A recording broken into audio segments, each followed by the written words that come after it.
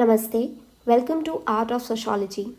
आज हम इस वीडियो से स्टार्ट करेंगे गेट सोशोलॉजी सिलेबस का यूनिट वाइज ओवरव्यू करना कि हमें कौन सी यूनिट में क्या क्या पढ़ना है और वो यूनिट क्यों इम्पॉर्टेंट है। हमारी जो फर्स्ट यूनिट है सोशोलॉजिकल थ्योरी, ये काफ़ी इम्पॉर्टेंट यूनिट है बिकॉज इस यूनिट को अगर हम अच्छे से पढ़ते हैं तो हमारी फाउंडेशन स्ट्रॉन्ग होती है। ये यूनिट काफ़ी टाइम टेकिंग है, काफ़ी लेंदी भी है, 6 पार्ट्स में डिवाइडेड है। यहाँ पे हम 25 थिंकर्स और 1 स्कूल ऑफ थॉट को कवर करते हैं।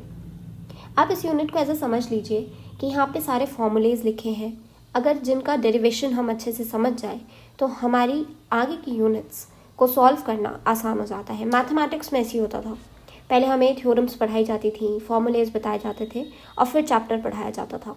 उसी तरीके से ये डिफरेंट सोशोलॉजिकल थिंकर्स ने कुछ कुछ फॉर्मूलेज दे रखे हैं जिनको हम अप्लाई करते हैं और डिफरेंट चीज़ें समझते हैं सोशोलॉजी में। एक और तरीके से आप समझ सकते हैं, जैसे अगर हम डिफरेंट कलर के चश्मे लगाएं, फॉर एग्जांपल ब्लैक लगाएं, तो हमें हमारे सामने की सारी चीज़ें काली दिखाई देने लगती हैं। ग्रीन लगाएं तो कुछ और कलर, ब्लू लगाएं तो कुछ और कलर। इसी तरीके से ये जो डिफरेंट थिंकर्स थे, ये 25 थिंकर्स थे, इन्होंने डिफरेंट डिफरेंट थ्योरी दी थी। वो उन्हीं लेंस की तरह काम करती हैं जिसे अगर हम अपने सामने रखें तो सोसाइटी उस लेंस से कुछ और नज़र आने लगती है। फॉर एग्ज़ाम्पल इमाइल डर्काइम का दिया हुआ हम चश्मा लगाएं, मतलब उनकी बताई हुई थ्योरी को हम यूज़ करें सोसाइटी को समझने के लिए, एक बिल्कुल ही अलग इंटरप्रिटेशन निकल कर आता है as compared to Karl Marx और मैक्स वेबर। तो ये जो डिफरेंट पर्सपेक्टिव्स हैं, डिफरेंट थॉट्स हैं, इन्हीं को हम सोशोलॉजी में अप्लाई करते हैं और डिफरेंट चीज़ें समझते हैं कि सोशल मूवमेंट्स कैसे होते हैं और सोशल डेवलपमेंट क्या है। यही जो हमारे थॉट प्रोसेस है जो हम यहाँ समझते हैं वो हम आगे की 7 यूनिट्स में अप्लाई करते हैं। इसलिए ये यूनिट काफ़ी इंपॉर्टेंट हो जाती है। इस बार गेट में डायरेक्टली यहाँ से 7 क्वेश्चंस आए थे। एक बात और, जो हम यहाँ पढ़ते हैं वही आगे की यूनिट्स में रिपीट होता है। तो जो हम यहाँ सपोज टॉपिक कवर कर लेते हैं, फॉर एग्जाम्पल हम यहाँ पे क्लॉड लेवी स्ट्रॉस को पढ़ते हैं मिथ्स और स्ट्रक्चरलिज्म में। यहाँ पे हम उनकी थ्योरी देखते हैं, फ्रेमवर्क कि उन्होंने कैसे बताया था कोई चीज़ कैसे काम करती है, कोई इंस्टीट्यूशन कैसे काम करता है। फिर जब हम फैमिली मैरिज किनशिप पढ़ेंगे तब भी हम इनको वहाँ पढ़ेंगे। इसलिए यहाँ पे जो भी हम पढ़ते हैं ऐसा नहीं है कि वो इसी यूनिट तक लिमिट हो जाता है कि हमें आगे नहीं पढ़ना। इसलिए क्रोनोलॉजी में ये सबसे पहली यूनिट बनती है किसी भी सिलेबस की। गेट के सिलेबस की एक और अच्छी बात है कि इन्होंने बहुत अच्छे से डिफ़ाइन कर रखा है कि हमें हर थिंकर का कौन कौन सा टॉपिक पढ़ना है।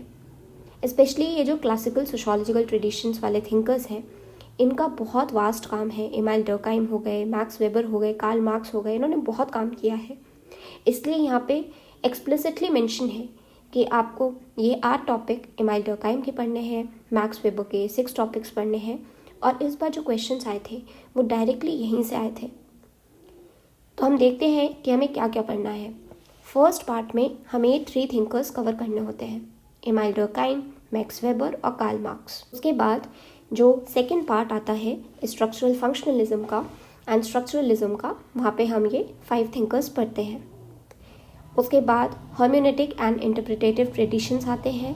इस थर्ड पार्ट में फिर से हम ये 5 थिंकर्स पढ़ते हैं और यहाँ भी इन्होंने एक्सप्लिसिटली मेंशन कर रखा है कि हमें किस थिंकर का क्या क्या पढ़ना है।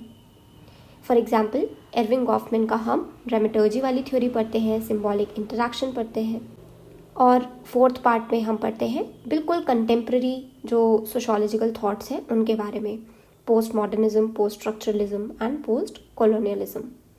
फिफ्थ में हम पढ़ते हैं कॉन्फ्लिक्ट थ्योरी के बारे में। यहाँ हम सिर्फ 2 थिंकर्स के बारे में पढ़ते हैं। उसके बाद आते हैं हमारे इंडियन थिंकर्स। यहाँ पे हम 6 थिंकर्स को कवर करते हैं।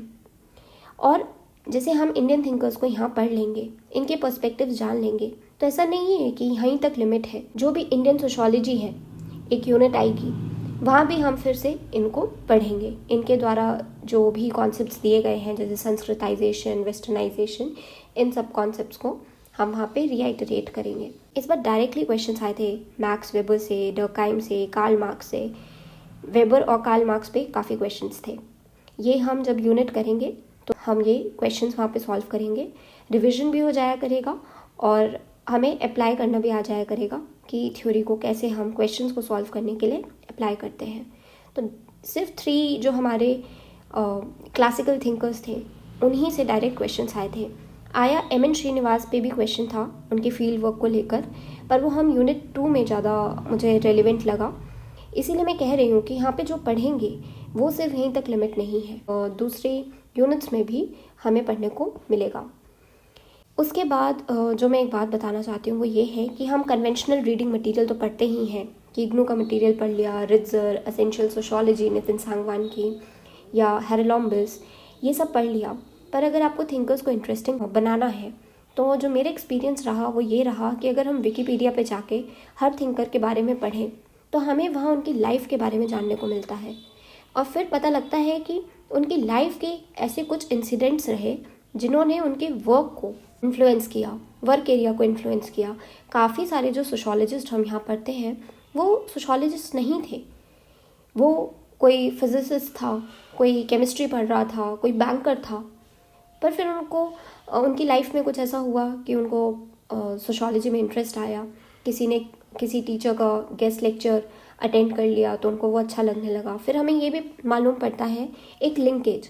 फॉर एग्जांपल ये इरावती कर्वे हैं, यहाँ पे ये जी.एस. घुरे की स्टूडेंट है, तो जो जी.एस. घुरे ने काम किया होगा उनसे काफ़ी हद तक इरावती कर्वे जी का काम जो है वो इन्फ्लुएंस है। और जो अगर आप एक्स्ट्रा पढ़ना चाहें तो आप NPTEL के कोर्सेज देख सकते हैं। यूट्यूब पे CEC का चैनल है, वहाँ पे सुभाष महापात्रा सर ने बहुत अच्छे लेक्चर्स ले रखे हैं थिंकर्स पे, स्पेशली क्लासिकल थिंकर्स पे, डर्काइम वगैरह पे काफ़ी अच्छे लेक्चर्स हैं उनके। और विकिपीडिया वाला जो मैंने आपको बताया ये मेरा पर्सनल एक एक्सपीरियंस रहा जो कि मुझे बहुत अच्छा लगा। जैसे कि मैंने एर्विंग गॉफमैन की के बारे में पढ़ा था, तो एर्विंग गॉफमैन ने ड्रामाटर्जी की थ्योरी दी है। ये कहाँ से इंस्पायर है? एर्विंग गॉफमैन की जो सिस्टर थी वो एक्टिंग फील्ड में थी, और एर्विंग गॉफमैन ने खुद भी ड्रामा की फील्ड में कुछ असिस्टेंटशिप की थी थोड़े टाइम के लिए। तो वहाँ पे जब उन्होंने चीज़ें देखी बैक स्टेज, ऑन स्टेज, तो उन्होंने जो लाइफ में हमारे इंटरेक्शंस होते हैं लाइफ में और सोसाइटी में जो हमारा काम होता है, रियल लाइफ में जिस तरीके से हम बातचीत करते हैं, वहाँ पे उन्होंने पैरेलल ड्रॉ किए बिटवीन जो आपका थिएटर होता है, बिटवीन ड्रामा एंड सोसाइटी। तो ऐसे अगर आप इन थिंकर्स को पढ़ेंगे तो आप कभी भूल नहीं सकते, और इनको पढ़ना समझना भी आसान हो जाता है। तो यही था बताने के लिए। 11th-12th की जो NCERT की बुक्स हैं वो तो हैं ही बहुत अच्छी, बिकॉज वो तो बिल्कुल जो आपकी बेसिक्स है वो स्ट्रॉन्ग करती है।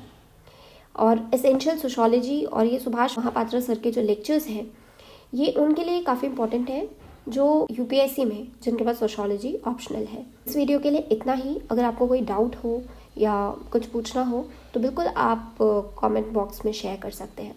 Thank you.